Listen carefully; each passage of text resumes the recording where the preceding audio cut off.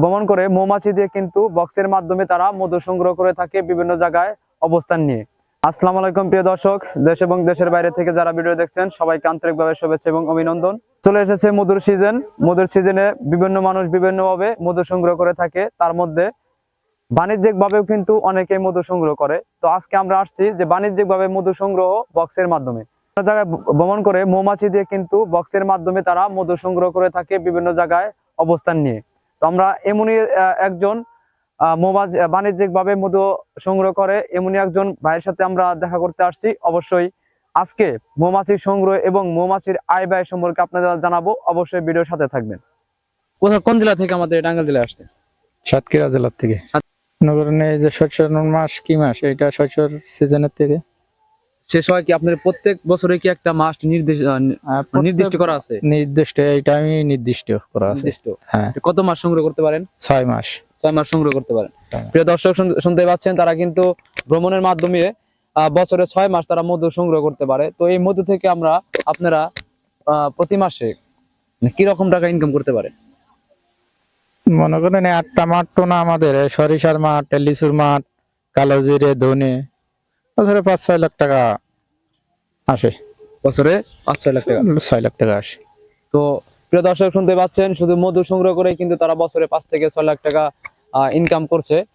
তো আমি আপনার কাছে জানতে চাই যে এই পেশাটা আপনি কেন বেছে নিলেন? তো এটা ব্যবসা, ভালো পেশা আমাদের। যেখানে মানুষকেই পোষ মানানো কঠিন হয়ে যায়, সেই জায়গায় আপনারা কিভাবে এই মৌমাছিগুলো পোষ মানিয়ে মধু সংগ্রহ করেন?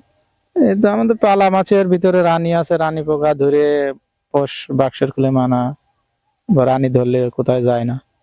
এটা কি আপনাদের এই ব্যবসাটা কি বংশগতভাবে ছিল নাকি আপনারা আমরা হলো এর থেকে কিনে নিয়ে আইছিলাম, মানে জাফানোর থেকে কিনে সংগ্রহ করছি। আমাদের এক চাষি ভাই নিয়ে আইছিল, তার কাছ থেকে আমরা আবার কিনে অনেক খামারি সংগ্রহ করেছি। আমাদেরকে একটু খুলে দেখানো যাবে? খুলে তো দেখানো যাবে, যাবে না?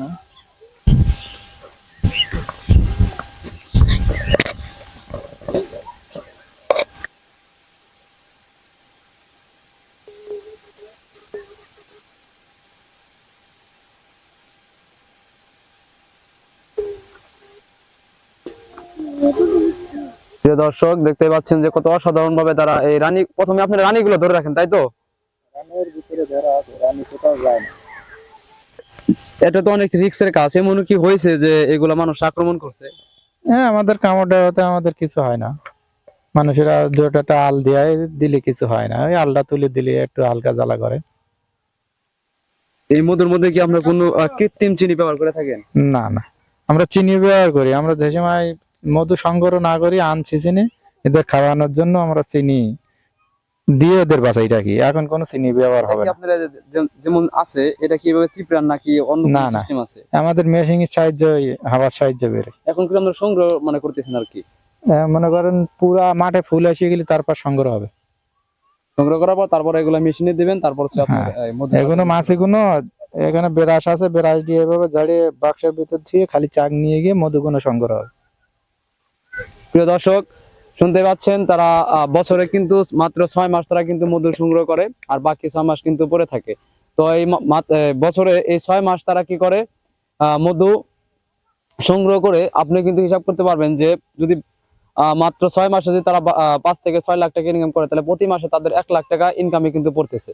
তো আমি সে থেকে বলতে চাই যে মধু চাষ কোনো ব্যবসা ছোট না মনে করে, যারা এই মাত্র 6টা মাস পরিশ্রম দিয়ে যে আপনারা যে বিভিন্ন জায়গায় ভ্রমণ করেন, ভ্রমণের মাধ্যমে যে আপনারা মধু সংগ্রহ করেন, আপনাদের বিপদের সম্মুখীন হইতেছে কিনা?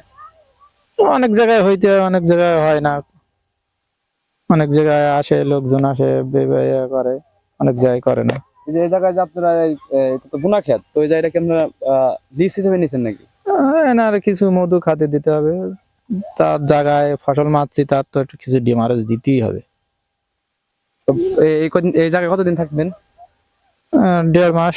1.5 মাস।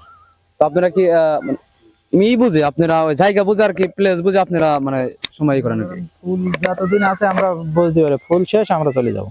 বুঝতে পারছি। প্রিয় দর্শক শুনতে পাচ্ছেন, তারা কিন্তু প্রত্যেকটা জায়গায় সমানভাবে কিন্তু তারা থাকে না, ওটা আপনার প্লেস বুঝে তারা অবস্থান করে।